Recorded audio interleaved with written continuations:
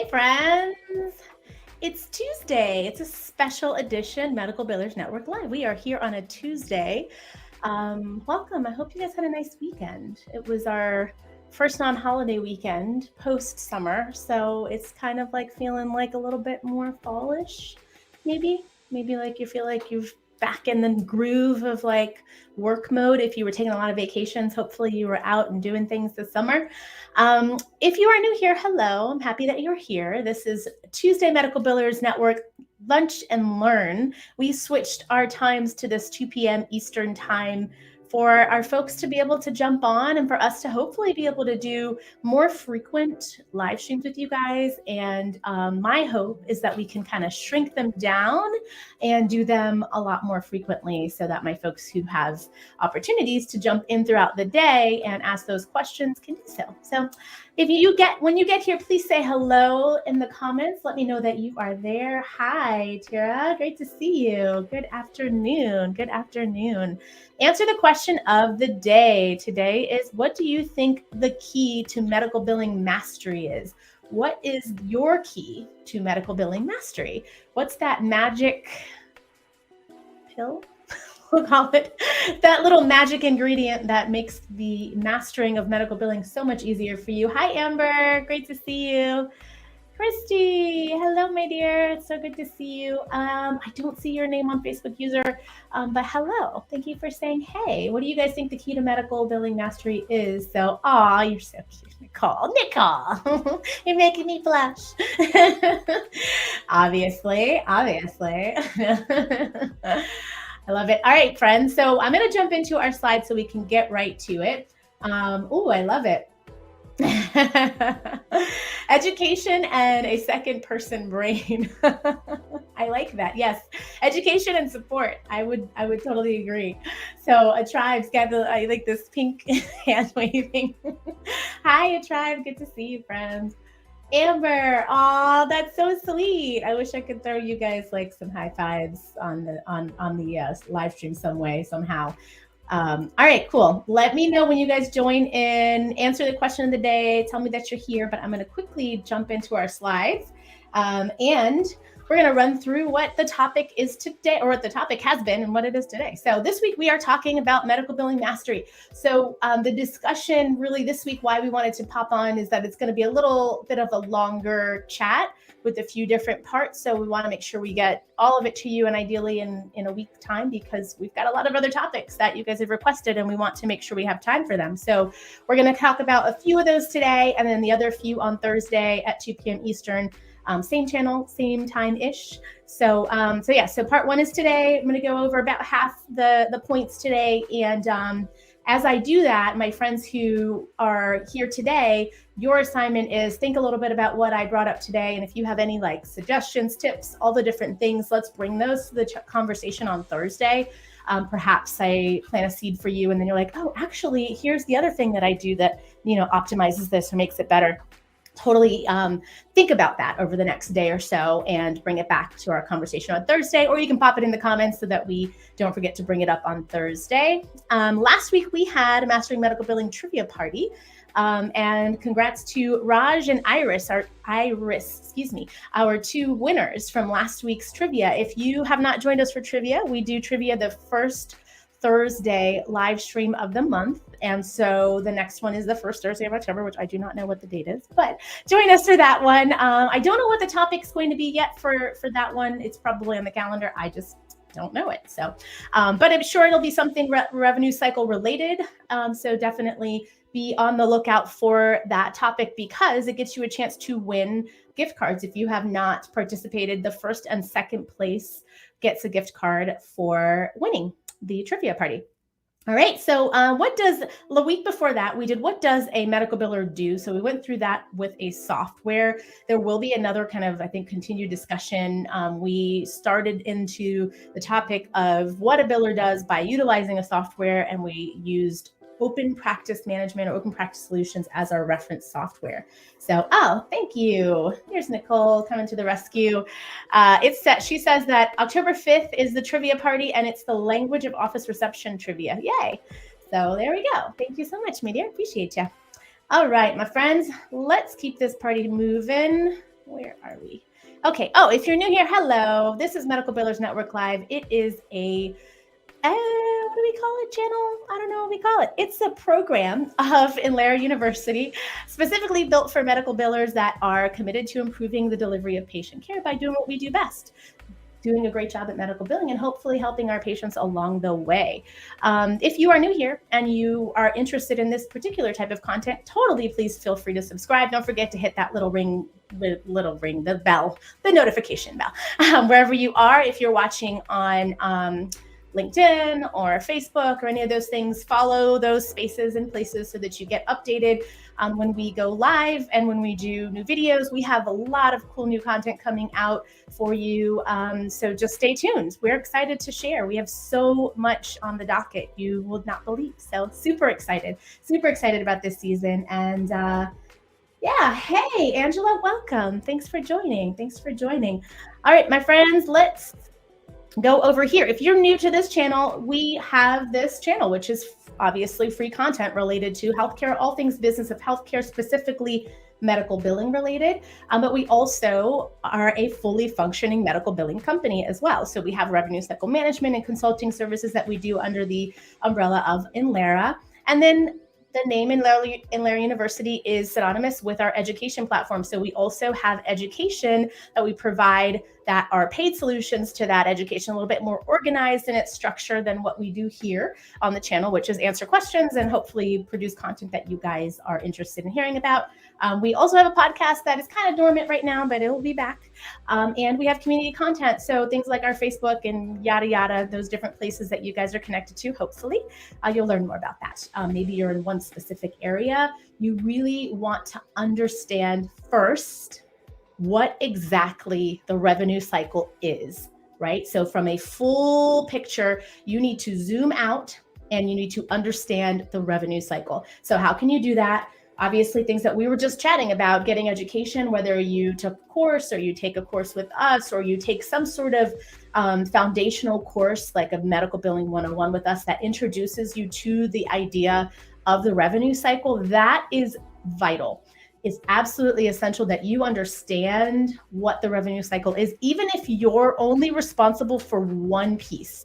All right. So if you say are the person that they've hired as a medical billing assistant and your job is to attach, I don't know, medical operative reports to a claim and mail the claims, it's still important that you understand what exactly you are doing with those documents, especially if you are hoping to be on the trajectory to move up in that area of medical billing, right? You want to know, what can I do to add more value, right? So how important is what I'm doing? So if you don't really respect or understand what you're doing with that particular role or that function, then you might not understand kind of the downstream impacts, right? So if you are a payment poster, for example, let's say you're the one responsible for entering insurance payments into the software and you fall behind on a very regular basis. If you find yourself kind of dragging behind and you're slowing things down in the revenue cycle, you may not understand, or maybe you're skipping steps, right? You're not documenting the rejection, the denials, or you're writing them off without even giving an opportunity for someone to appeal them, right? You won't understand how vital your role is as a payment poster if you don't understand the big picture, what happens after you do your payment posting function, okay? So it really doesn't matter. If you are doing end-to-end, whoa, is it vital? Like, you need to understand all of the revenue cycle because you want to be able to do a great job in all areas, or decide, okay, what part do I not have time for, right? Like, I need to understand the full process because we don't have anybody responsible for authorizations. I don't have the bandwidth to do authorizations. And so I need to make a recommendation that says, hey, doc or owner of the practice or practice administrator, I need someone responsible for this role. Now, it doesn't mean that it has to be a full-time new hire, but it means that somebody needs to have responsibility over that area, even if it's someone else in the practice doing a totally different function that could help you maybe on a very part-time basis. All right. So knowing the revenue cycle by getting training, by researching, by going into I think we've got playlists here that are kind of geared to like the full revenue cycle. And I'm saying that because Nicole's the one who's reorganizing the playlist. I believe that I am pretty certain she's got that covered. So you could hop into those playlists and look at the one that's around revenue cycle, and it'll get you the meat that we've talked about with regards to the revenue cycle, and just scour through that. That can give you what you need. Or you take a more organized program that has some reinforcement and education, whether that's through us or someone else. That will be the best way for you to feel like you're on the path to medical billing mastery. So that is number one, know the revenue cycle inside and out. Okay, know it inside and out. Number two is know what your responsibilities are. So you take knowing the revenue cycle and what the heck they want you to do in the practice, and you put those two together, right? And so in some cases, you might be hired into a small private practice where they don't really know what you're supposed to do. To be frank, there's a lot of practices out there that hire medical billers and like, here you go, do the job. They don't know what you're really responsible for. They're like, well, yeah, you're supposed to do what medical billers do. Just do it, right? So that's why you have to understand the revenue cycle and be able to kind of make recommendations for, these are the things that I need to do in my day, and here's what I really should be responsible for, and here perhaps are things that I'm not responsible for, right? Like I have a lot of billers that I've seen in the past that are like, oh, I used to have to reconcile the bank statement. That is not a function of a medical biller. It's not. Now, you can be asked to do something like that. Often, if you're in a small practice, you might have some things that you do that might be more like practice management tasks, right? Or even finance tasks, right? Those things are bookkeeper. You know, when you think about finance, bookkeeper responsibilities are separate from medical biller responsibilities, but they might start to blend those together. That's fine. However, when we're trying to make sure we are really focused on mastering medical billing, we're thinking of how do we ensure that I, as the biller, am doing all the things that I should be responsible for on the practice level, right? So thinking about that, thinking about what I perhaps need to weave into my day, weave into my month or my week, that the practice administrator or the owners maybe haven't even thought about as being a responsibility that should be listed under my my job description. Okay. So thinking about what the revenue cycle is, how do you match that with your responsibilities, and making the decision of how exactly you're going to track those responsibilities to make sure you are completing them. Okay. And that's when we start to take like what would be essentially written on that job description. So knowing your responsibilities, that was your point number two. You're going to take those responsibilities and perhaps establish some kind of workflow for yourself. Okay. So you're taking whatever you know that you're supposed to be doing according to your job as a biller, and matching that with what the practice expects of you. And those things combined are going to help you design your workflow.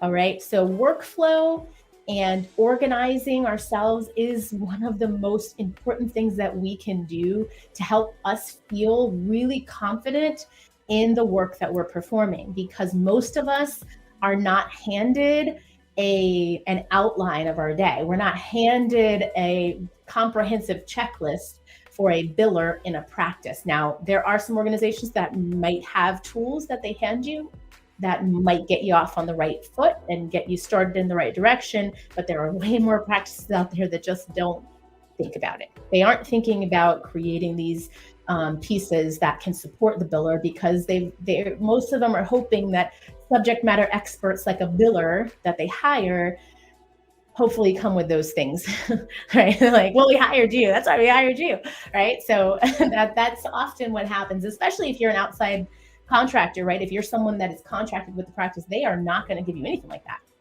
They're like, you're supposed to know what you're doing. That's why we hired you. That's what we're paying you for, right? So it's important that you start to think about these roles and responsibilities, and then choosing to set aside time to establish that workflow. Ideally, while you kind of hit pause on the work, meaning like you're taking some time, some hours in a part of a day that maybe things are a little slower, or you're doing it in the nights or in the weekends so that you aren't impacting what needs to be tended to during the business hours, right? Trying to really establish what it is you need to be doing every day, every week, and every month. Okay, because those tasks are going to change, right? For example, you might need to review authorizations for your patients on a daily basis if that's your responsibility. So you're looking at the schedule perhaps and deciding, okay, what patients are coming in tomorrow that or next week, or however far in advance you are able to do your authorizations. You are reviewing authorizations that need to be submitted, authorization requests that need to be submitted to an insurance carrier before the appointment. Ideally, you're doing that on a daily basis, right? Or perhaps you're doing it one day for like the whole week next week. Only worry about that is if you have more appointments available, you might miss out on somebody, right? So you're thinking about getting those done on a frequent basis, okay? Then you might have something that helps on a weekly basis. So for example, you might need to complete weekly statistics or a closing process for your week, or reconciling your ACH transactions, those bank deposits with the insurance payments that show up in your software, right? That might be a function that you're doing on a weekly basis, okay? Monthly basis might be your month end closing. That might be the reports, generating those reports that help to give you a read for full performance of the practice, right? That might be things like patient statements. If you're not doing them more frequently, you might be doing them once a month or once a week or something like that, right? It's really trying to establish exactly how often each of the functions need to be done, and creating a calendar, whether it's a written checklist or a written workflow that you can start to embody, right? Your goal is that you take this information and you can now follow it as a recipe. Okay. And this is your customized recipe for your practice. So Jasmine could suggest that these are the things that you do. However, what suits you and your practice, your specialty, the volume of patients that your practice has, the number of providers, all of those things are factors that I may not be able to be aware of to help make recommendations. Okay. So I'm going to quickly check comments. I realize I'm so sorry. I'm totally just like breezing through and getting to check there. So let's see. Yeah. Oh my gosh. There's Tiara put a comment in there. Yes. Most people do not know when they're hiring billers what billers do. That's why I mentioned when we talked about the courses, the Billing 101, that it's such a great tool for these providers and practice administrators to take a training like a Billing 101 so that they understand really what's a measure of success as a biller. Like, what are billers doing and how do I make sure that they're doing a decent job? Because if they're responsible for managing you and saying, oh, you're doing a great job, like that, all sometimes they care about is the bottom line. And sometimes we don't have control over those numbers, right? Like the reality is that we can only make do with the production that's being produced, right? We can bring in whatever is actually reimbursable. But if you aren't responsible for coding in your practice, for example, and doctors are coding the claims and doing it all wrong, you as a biller don't have control over what's reimbursable there, right? You can make recommendations, you can hope that they make changes, but you don't necessarily have control over that. So yeah, there we are. End of month reports. Yes, exactly. The frequency and the month end reports. Yep. Yeah. When people hire, they don't. That's so true, Christy. Yes, they have no idea. They have no idea. So how long have you worked as a payment poster, Angela? Angela, that was a question for you. I'm realizing I skipped over other comments. I'm so sorry, you guys. Let me go to the starred ones. How about that? There we go. Let's see. Been binging the videos. Oh, that's great. Yay. That's awesome, Graham. So happy to hear that. Thanks so much for playing along with our medical billing world. So hopefully you're learning a lot. And if you're not in the Facebook group, you should join that because there's a lot of good conversation going on in there. And we're doing our medical billers meetups once every other month. So Nicole will pop that in there somewhere. But medical billers meetups are basically our Zooms that we have all the billers come together and you guys can chat and problem solve, and you can ask questions, especially live, about billing if you're curious about what the heck goes on in the real world. So okay, so yeah, great to see you too, Michelle. Oh, well, thank you. That's so great. I'm working. Don't worry. Don't worry. I know it's hard. It's hard. I get it. You're working, getting it done. So, oh, Angela said she's a pin poster. Perfect. So there you go. So that's why I missed the comment. The tie-in Kimberly's asked how long you were a payment poster, Angela, in case you missed that. All right. So yeah, I love it. All right, you guys. I'm sorry. I won't do that again. My apologies for just completely ignoring the comments. I was just on a, I was on that soapbox, I guess is what they say. I was just feeling it for a minute there. All right, let's see. And I had my notes in front of the comments. That was my fault. So I'm trying to, Tiara, my sand has ran out there. I've spoken about them. Maybe I missed the sand part. Oh, in the timing, in the like a time set. Like I'm like my brain is trying to wrap my head around the sand part. I hear you. Like, so the time, maybe, okay, sorry. Yeah. Clearly not like within, yeah. They really don't know. So let's see. Okay, Angela answered the question about payment posting here.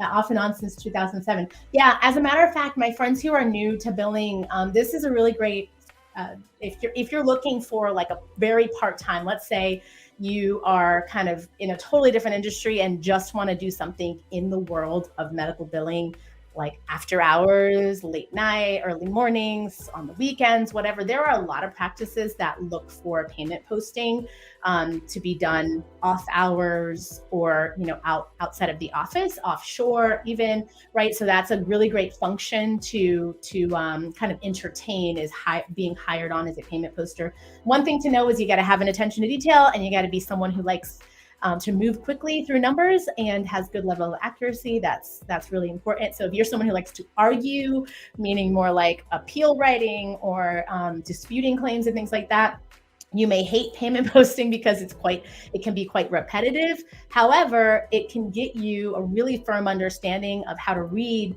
a denial, how to understand EOBs, and really understand processing of claims. If you spend some time as payment posting, majority of us as billers, I could speak for the people that I have interacted with over these many years. I should have mentioned that in my intro. If you guys are new here, I've been in the billing world for over a quarter of a decade, which is kind of crazy. Yes, I know I look young. Everyone always tells me that. Thank you very much. But yes, I've been in the billing world for a long time. I started when I was 14. But yes, I started helping the medical biller, who was also the office manager at my practice, with things like payment posting first.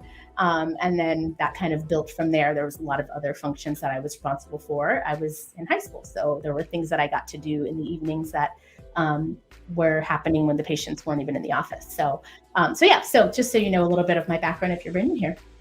So I love it. Yeah. So yeah, Angela has a lot of experience. Really said, yeah. It's cool. Yes, exactly. So she said that how she got her foot in the door. Yeah, that's the thing, is like, if you can start with one function, I mentioned that quite a lot in the videos. If you aren't sure, but you have a knack for typing very quickly already, and you get comfortable with the 10 key, which is the part of your keyboard that has the numbers on it, the number pad. I've been trying to teach my son, you guys, this is totally a offshoot of conversation. I'm trying to teach my son to use those numbers on the keyboard, because I don't know what it is, but like kids these days, they don't even pay attention to those numbers. And maybe that's always been the thing. I don't know. I literally grew up in a medical office, right? So and it wasn't somewhere it wasn't like my family's. Everybody asks you that, like, oh, was it your family who ran the practice? No, I was found while serving tables at an IHOP by the doctor that hired me. So there's a video that talks about my story but just so you guys understand that. So it wasn't someone I knew, but I learned how to operate with the 10 key very early, because you got to have familiarity with those keys in order to move faster. You can't be doing the little center, the ones that are on top of the letters. I don't know what those are called, but we never touch those numbers. You need to learn how to work a 10 key. So a 10 key is actually the calculator that's flipped on the keyboard, but it's very, very helpful, my friends. All right, here we go. I like that. You enjoy writing. Graham says he enjoys writing. So Graham likes writing and wants to start writing appeals. Yes, you can. So there are a lot of practices that will need support only in doing appeals, and there are people out there, companies out there that hire appeal writers for templates and software. Now, it's always going to change, like as far as the languaging, but there are programs out there that come with a bunch of different like formats of appeals. As a new biller, you're going to need to know a little bit more of like an argument for an appeal and understand what makes something reimbursable in order to do templates, but it is something that you absolutely could do. And there are a lot of people who are looking for focused efforts on revenue recovery. So that's really what you're looking for, is recovery efforts. So AR specifically work that is helping people identify where they could bring on more money by digging deeper into their accounts receivables report. So, all right. I'm going to get back into my list here, but I love it. You guys are having a great conversation. I love this so much. So, yeah. Exactly. Yeah, you're right. It's so true. That's why I say the number, you get comfortable with the numbers and you got to like flip it. Like the phone numbers are backwards from the 10 key. Anyway, it's a whole thing. You guys will know what I mean if you if you look at your phone and look at the computer. All right, my friends, let's get back into my notes. Continue asking your questions and making comments. I'm going to put my notes back up here so I can, and I'm going to slide it over so I don't block the comments. There we go. All righty. So here we are. So we've got our workflow. Oh, so good news. I just have one more-ish point here for today. So our next continued conversation is for Thursday. So we talked about, we started out with knowing a revenue cycle inside and out. So understanding it, even if you are responsible for one very focused area of the revenue cycle, you need to understand the full picture so you can do a better job at your area of expertise, and know what you're responsible for at the practice level. And that might be educating them as well, making sure they know what you're supposed to be responsible for. Doesn't mean to be like, oh, I can't do that because billers can't do that. You can be flexible, especially if you're looking to keep your job. Be flexible. However, you want to make sure they're clear about the most important, the vital areas of a medical biller, right? So like if they have you doing something that isn't really revenue cycle focused efforts, and it's not going to be something that really optimizes the revenue cycle, right? But it takes you 8 hours to do it. It's a whole day out of your work week, right? You might make recommendations that say, hey guys, like if you let me focus on these other functions that are more vital to medical billing world, and perhaps bring somebody in like the front desk person. I'll give an example that's coming to mind right now. Like I know some billers that have to do functions related to like confirming patient appointments or calling over to referring doctors, providers, offices that to confirm whether the patients were seen, right? Things that might be like outreach phone call stuff that a medical biller is doing that is not producing revenue for the practice or optimizing the revenue cycle in any way, right? If that is not really something that is related to optimizing revenue cycle, it's a good point for you to start to kind of massage into your practice to say, hey, like, I really want to focus on this growing AR. You guys brought me in here and you have $800,000 in over 90, on your accounts receivable. I want to get to that work. However, I'm doing this function that is not helping. You can help educate them and make a recommendation, right? I never like to bring problems without solutions. So you say, here's what I thought about, and here's the possibility of maybe leveraging this other individual who I see seems to have more time, because you don't have to put them out there, but maybe you see them on their phones on Instagram or like whatever. You're like, wait a minute, this person seems to have more time on their hands to do other work, right? So you can make that recommendation just from observation. Like I said, don't put them out there because nobody likes that. But you can definitely educate the practice and help to inform them on opportunities that you know are available that will help optimize and improve the revenue cycle that may result in additional revenue, right? Most practice administrators, providers are going to be like, yes, please, right? Yes, please. So I like it. Yeah. Okay. Christy says, yes, preach it to the boss. It's true.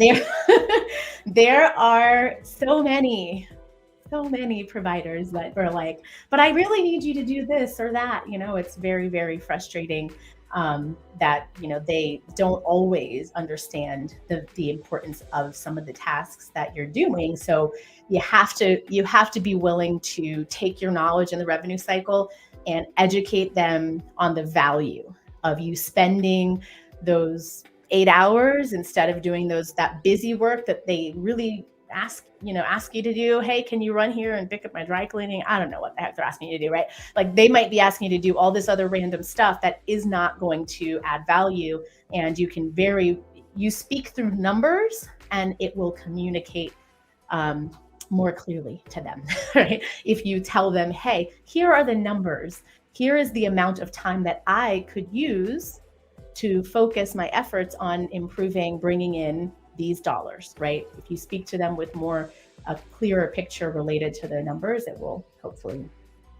bring what you want, which is change. Okay. All right. So last point today is get to know your tools. So we know the revenue cycle, we know your responsibilities, you established your workflow. Now you need to think about what it is that you are using in your practice or the practice that you're serving. What tools are available to you? So that would be things like the billing software. If you are new to a practice or a billing company or whatever, you need to make sure you understand the billing software. Okay. That means if they haven't given you training, you need to ask them, hey, can I reach out to the software company to get set up with training, or reach out to the support to see what training resources they have available, right? You need to become an expert in the billing areas of the software. You don't need to spend a whole lot of time in the EHR per se, unless you have some areas that you're doing related to coding or what have you, right? You don't need to have as much expertise in things like prescribing and all of that, right? What you care about are the medical billing functions in the software, in the EHR, the medical billing software, the practice management software, whatever the heck you want to call it. Wherever the billing is being done in the practice system, you need to know it in and out. You need to know all of the functions of a medical biller within that software, so that you know whether there's something that you can improve upon that has perhaps been done in more legacy function, right? There are often times where you get hired into a practice, or you get introduced to a practice, and there's something that they've been doing that's what I like to call it backwards. So, it's completely backwards. You can flip those words, but basically people choosing to do things because that's how they kind of tinkered with it and figured it out. And no one ever thought to just go to the software company and ask how it's supposed to be done. And so you will go to the software company and do just that. Ask them how it's supposed to be done, how to properly send a corrected claim, right? It's like you might be going in there and doing all kinds of extra stuff that are taking you 3 times as long to get your corrected claim out the door, when all you needed to do was go to this one feature that says corrected claim and hit a button or two, right? So just think about things that you can be able to do to get connected to those resources within your software. I'll also say the same thing for a clearinghouse. If your clearinghouse is separate from your software, or you have certain functions that you can do in your clearinghouse software outside of the primary practice management system or billing system, right? If you have to go into an external software for your clearinghouse, you need to also do the same thing with the software, the clearinghouse software, and that is look for training, make sure that you understand where the resources are for kind of FAQs, right? All right. And then the last one there related to the tools is you got to know your payer portals. You get into a practice and you're new to a state or a region, and you are not even familiar with what systems that or what insurances they use, let alone what payer portals are attached to that. You need to be out there Googling the heck out of some stuff, or going into the Facebook group, for example, and saying, hey, is anybody here in Indiana or whatever?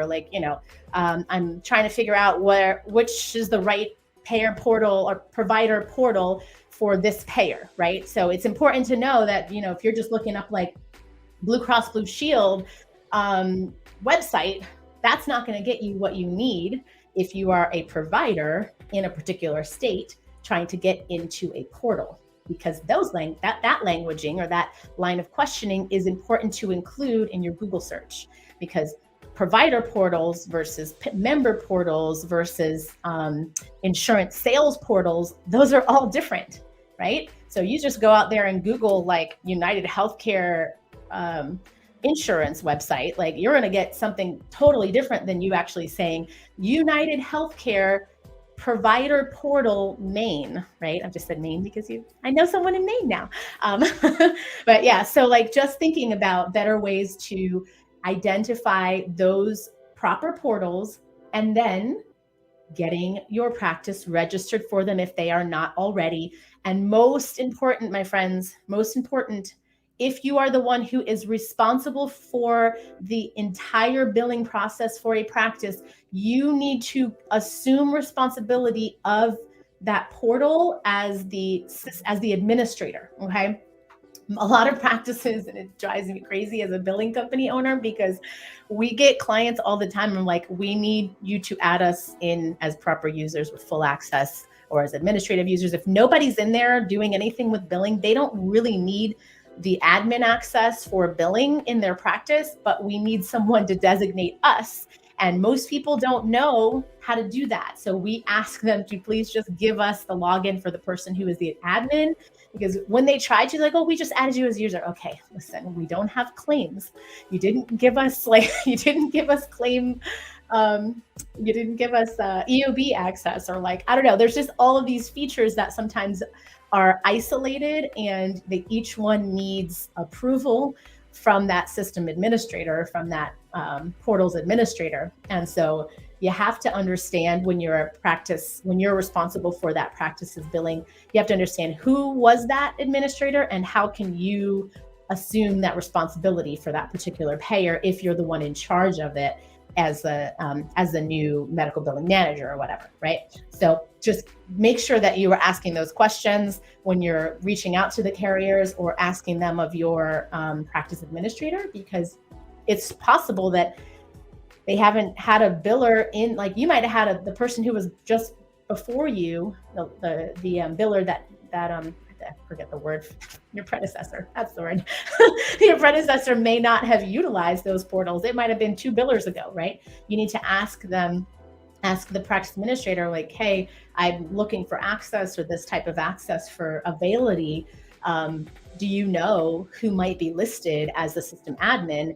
Because you got to go back and actually recover that access to then ask them to replace the user. So there's a lot of steps that go into that. So getting into your provider portals and making yourself admin over those portals is important. Otherwise, you will not be able to optimize your use of these tools. Okay. All right, so those are our 4 points for today. So know the revenue cycle inside and out, know your responsibilities as a biller in that particular practice or organization, establish your workflow, and get to know your tools. So make sure that you are thinking about all of these areas and where the questions that you might have right now. If you are like running up against roadblocks, let me know in the comments. I want to know where you're struggling, where maybe you have not been able to clearly establish a workflow, or clearly kind of start to really leverage like your knowledge of tools and things. I'm very curious about where you guys might be running into roadblocks so we can start to work through those. So cool. All right. I love it. I've got, let me see. I'm just double checking the comments here. Okay. Oh, okay. I see. Kimberly. Oh, I'm sorry. Okay. Listen, you guys, let's help Kimberly out. Kimberly, join the Facebook group if you're not in there, and let's have a conversation. And I want to know a little bit more about your story there, Kimberly, if you wouldn't mind popping some of that into the Facebook group so we can be able to speak to some tips and tricks. And Nicole and I had a video that we did, I think it was probably about a month ago now, about job hunting from the perspective of an applicant, which I think you'll find helpful. There's going to be another discussion about that. As a matter of fact, I think it's next week or the week after. I'm not sure. Something coming up that we're doing. We're doing that, the part 2 on that discussion. So hopefully that'll help you. But I'd love to know where you're struggling so that we can kind of weave in that topic as well. So. And then I got a high five from Angela. Thank you for being here and for your comments. So let me know what other questions you guys have. Next discussion is a continuation of this topic. So we are continuing the discussion of mastering medical billing. We laid our foundation today. Then we're going to talk about really what are the things that not going to go deep into your workflow, because we've talked workflow before. We'll talk about it again. Always we'll talk workflow, but because we'll tap on workflow and improvements and things like that. But I really want you guys to understand from the perspective of becoming a master of master of medical billing, what are the things that you need to be doing that will help you to feel a sense of mastery. All right. And so these are the foundations for those things, right? It's really deeper understanding of what you're responsible for, how to match that with expectations, how to organize yourself better, which is that workflow component, how to use resources. All right. So all of that is a great foundation. And we're going to continue this conversation on Thursday. If you are, Nicole just popped in the link to the Facebook group. So if you're not already in the Facebook group, join and stay updated to different topics and different things we talk about only in there. We do have Medical Billers Meetup that happens once every other month. That is typically on a Tuesday evening. And so it will be an opportunity for you to hop on live. There is a sign up for that. That goes typically into our Facebook group. And on there, you'll be able to opt into the things that you really want to learn more about. And we'll pop you guys into rooms. And there'll be folks in there that are interested in that exact same topic. And you guys can problem solve. You can, learn from someone in there. You can be a fly on the wall. We had some folks in there that were just like, I just want to be here and listen because I'm new to medical billing and I want to learn a little bit. So there's some really great conversations that take place in there. So if you have not joined that Medical Billers Meetup before, it would be so great if you join us, because it's always great to have more brains in there and understand the problems that you guys are being faced with. So. All right, my friends, well, I will let you guys get back to your day. Hopefully you're eating delicious food and that you are able to stay productive for the rest of this day with maybe some extra caffeine. And I will see you on Thursday, my friends. Have a great rest of your day. We'll see you soon. Bye.